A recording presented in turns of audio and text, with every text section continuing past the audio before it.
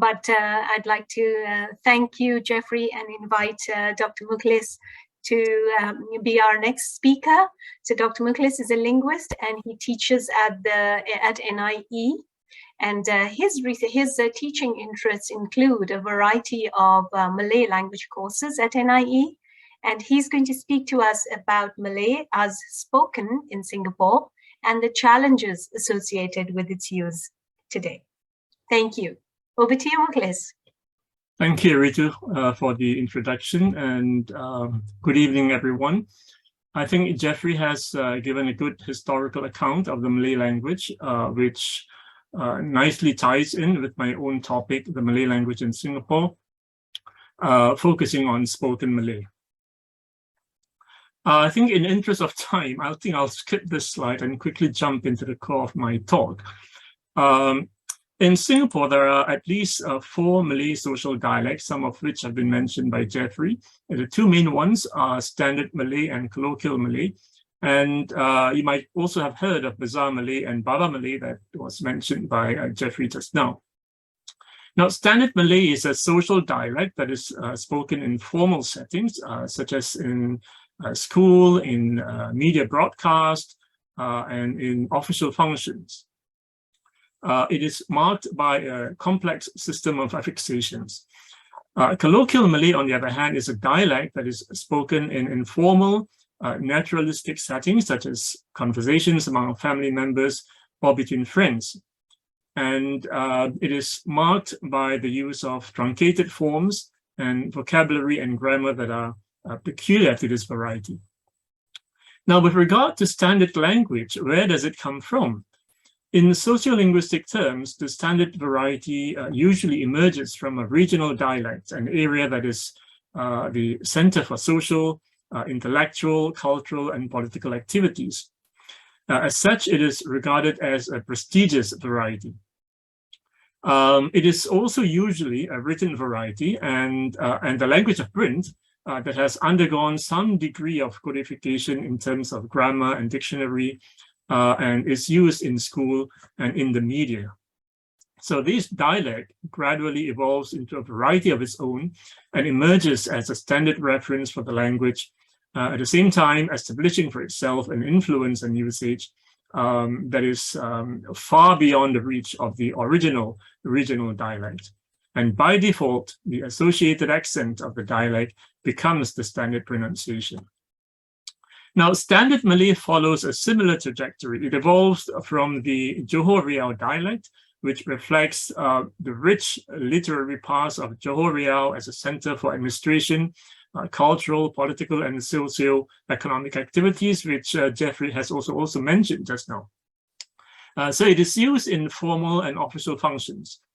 And as a model of written language and later printed language, its grammar and vocabulary were codified and became a standard reference for Malay in school and in the media. And with the arrival of the radio service in Singapore, the Johor Riau accent became the standard pronunciation to accompany Standard Malay.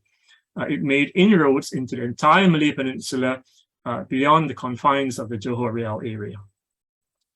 Now, in present-day Singapore, the Malay-speaking community has 2 models of pronunciation. One is the Sebutan Johor Riau, which has been the model of pronunciation for Malaysia for a long time in Singapore's history.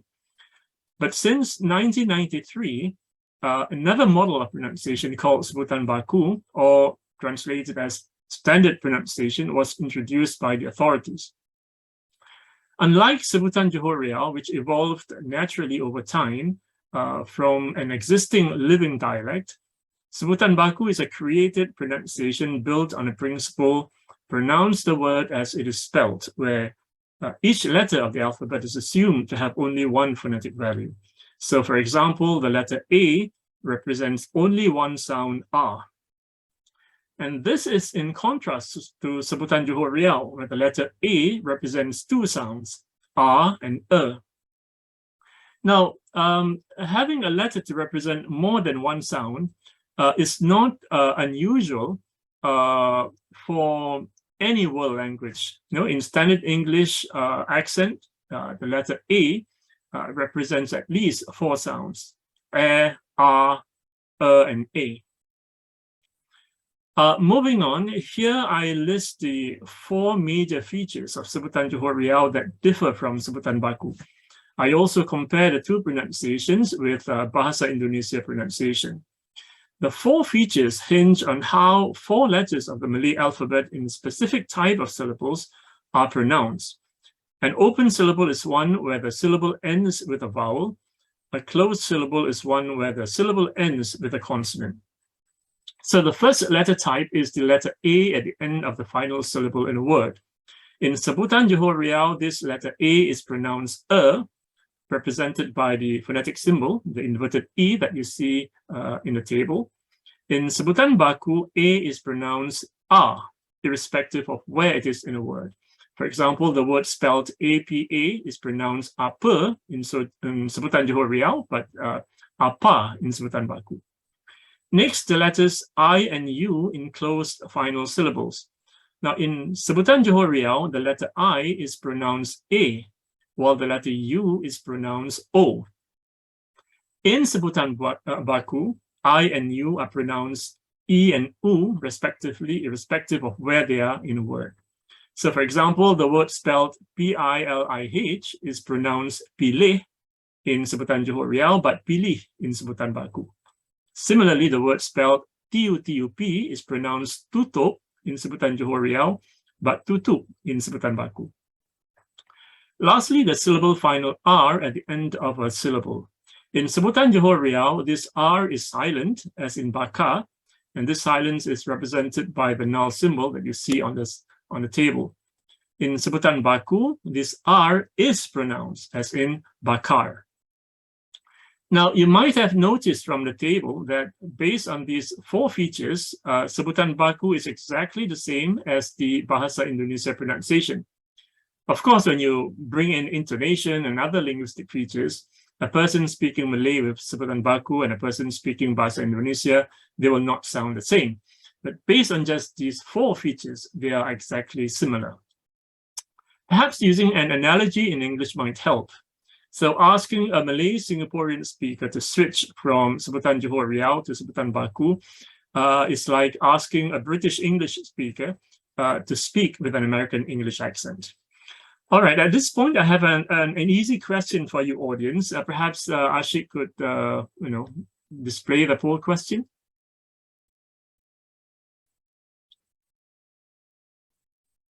Right, I'll give you a few seconds to answer the question. Right, there seems to be a mix of responses here. Well, the correct answer is that yes, Bahasa Indonesia is another dialect of Malay, the history of which we could discuss about it if you are interested later in the Q&A.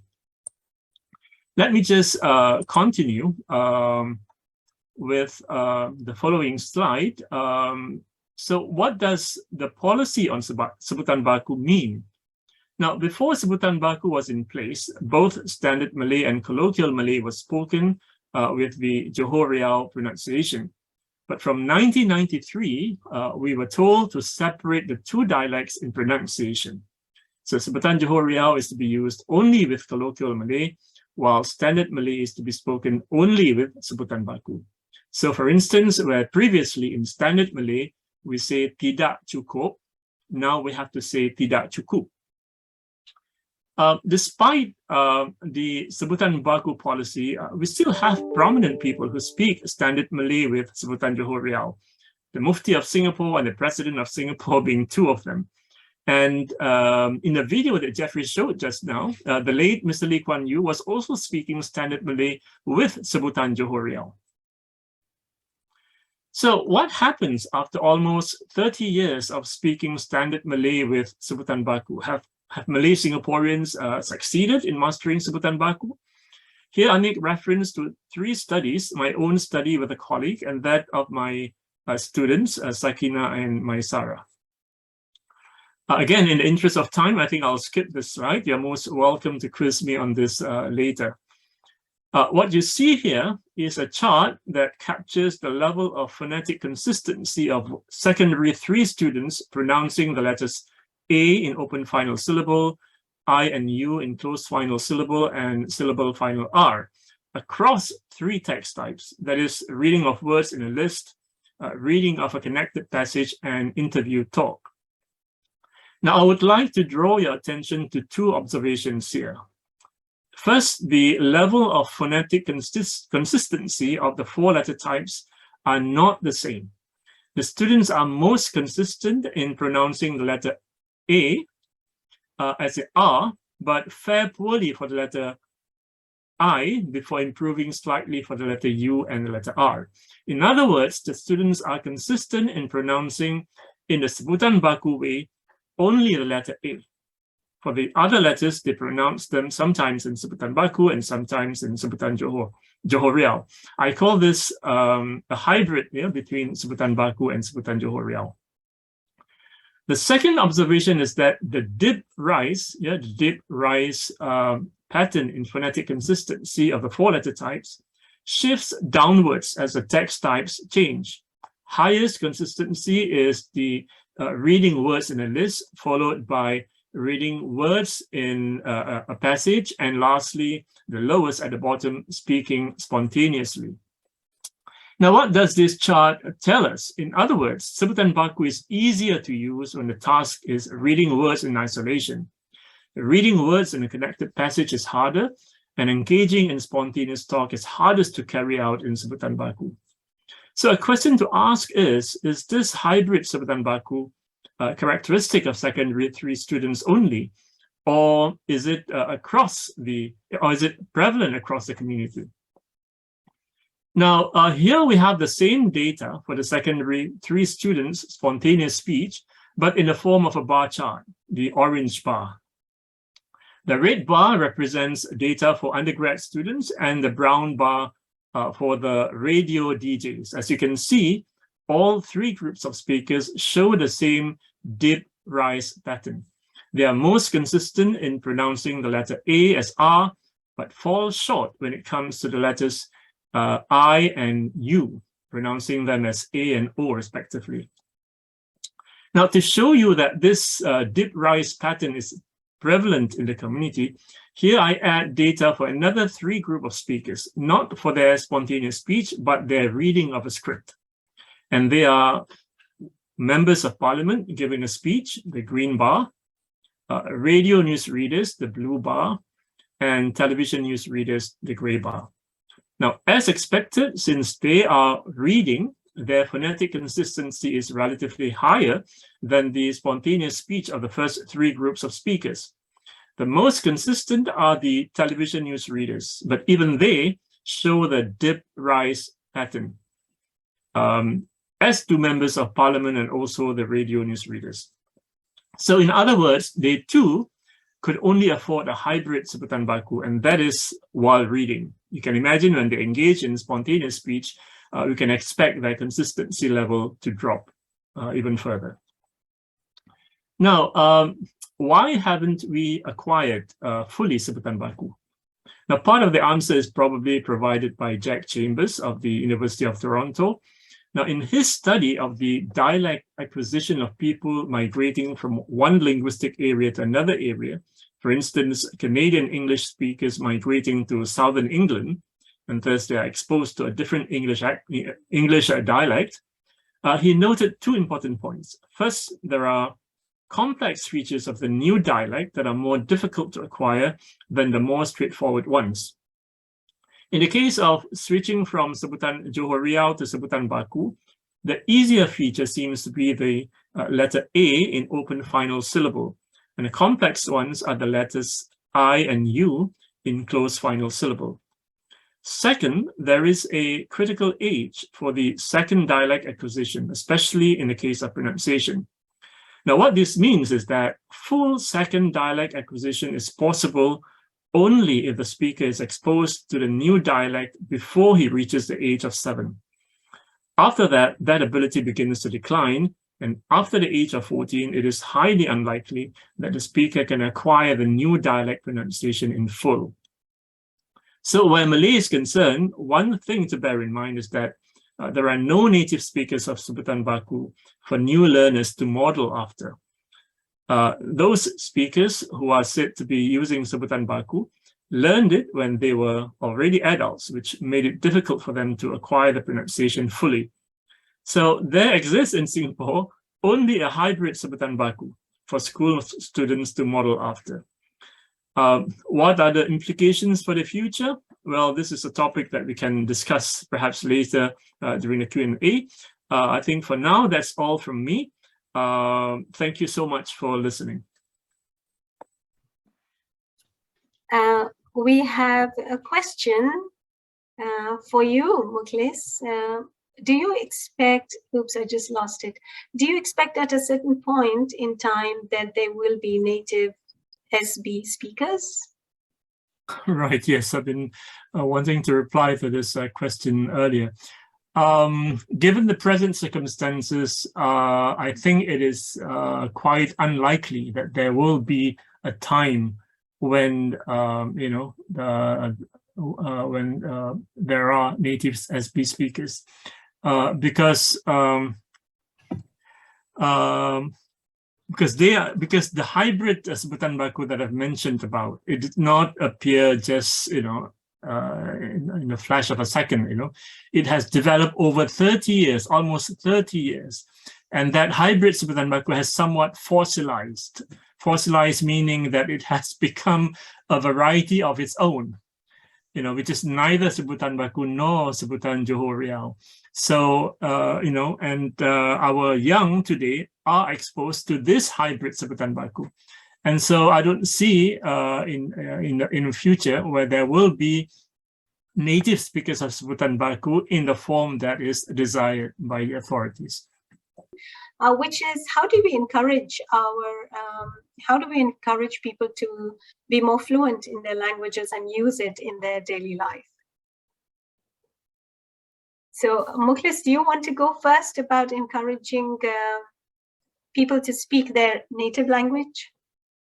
Yeah, whenever I'm asked to speak to the public about how can we encourage, children to speak the language, that the onus has always been on the parents other than the school. So, learning the mother tongue is not like learning any other language. You might be learning French or learn German, which is a totally different language, from what you are, from who you are. But learning your mother tongue is a different thing altogether, because the idea is not for you to learn about the language alone, but for you to be comfortable using it, and to acquire and to promote language development of this type. You can't afford just to teach them the intricacies of the language. You need to provide them with the environment in which the language is used, so that they can hear what is being spoken, they can participate in the conversation, and they can learn at the same time. So it's always important for any language development, to acquire a new language, that you've got to expose the learner massive amount of language exposure. So if you want to expose them to English, of course, English is, it's so widespread that you don't need to pay particular attention about, getting exposure. But for the mother tongue languages, yes, you need to think about what are the, sources of exposure that the children can be exposed to. And the home plays a very important part, right? Because that's the only way that both members of the family, all the members of the family, could use the language and learn from each other and be comfortable in using the language. But of course, parents is one, and also the community at large is also, has some role to play as well in providing that kind of environment. Lastly, I think the school still has the greatest role actually in providing that environment. But because of the premium we place on English, the mother tongue languages do not come to the fore, as far as the experience our students are in the school. the mother tongue languages are only spoken and learned and taught in, in the classrooms, hidden from the other parts of the school. And I think one step is maybe for the school to make the mother tongue languages more obvious, more visible. For instance, in all the linguistic landscape, the posters, the signs that you have in the school, currently they are mostly in just one language, in English, So that sends a message to the children that, look, English is the only important language that you need to worry about, and not their mother tongue. So I think we need to provide that kind of exposure, both visual and also verbal, in order for them to get used to the sounds, get used to the words, so that they don't find it uncomfortable using the language. I'll move on to the next question. There's a very interesting question from Florence, who says that Chinese Peranakan students are now given no option other than Mandarin as their mother tongue language, since they are officially considered ethnically Chinese. And so in one generation, Baba Malay has literally been erased, and amongst the younger generation, and Malay is no longer their mother tongue. So yes, we have a conundrum there. Mukhlis, do you want to comment on that? It's a difficult question, really. Yeah, because when I pass it to you. Yeah, when I grew up, in secondary school, I have quite a number of Chinese friends who are Baba Malay. Even so, at that point in time, they were not registered as, their so-called second language in school is no longer Baba Malay. It's no longer Malay, but it's already Mandarin. But because Baba Malay was spoken at home then, they could still speak with me in Malay. Of course, their Baba Malay and my own Malay. But now that English has swamped the family, just like Jeffrey said, even in such families, they don't speak Baba Malay. They don't speak, Chinese even sometimes. Don't talk about Baba Malay. So English has taken over much of our homes in terms of language use. So it is a difficult, point to talk about, because as a policy, they are asked to learn Mandarin, in school if you are a Chinese. Thank you, Mukhlis. So there have been a few questions about. Angie asked, what's the rationale that Chinese ethnic students are unable to take Malay and Tamil as a third language, whereas they're able to take European and Asian languages as a foreign language? I think Malay is, Mukhlis and Benjamin, Jeffrey, please correct me, but I think Malay is possible to take as a third language in school by all students. That, I believe, is the case. I don't know for certain, but whether it's Malay or Indonesian, I'm not sure, but I believe it's possible, sure. And absolutely. Yeah. Well, I have a niece whose parents, because my nephew married a Chinese, and so their children grow up learning Chinese as a mother tongue, official mother tongue in school. But then she was sent when the parents wanted her to acquire Malay as well, and so she went from secondary 1 to learn Malay as a third language, and so so that she would be able to acquire both Chinese and Malay at the same time. So I think there is that opportunity for students to learn Malay or Tamil or Chinese as a third language in school.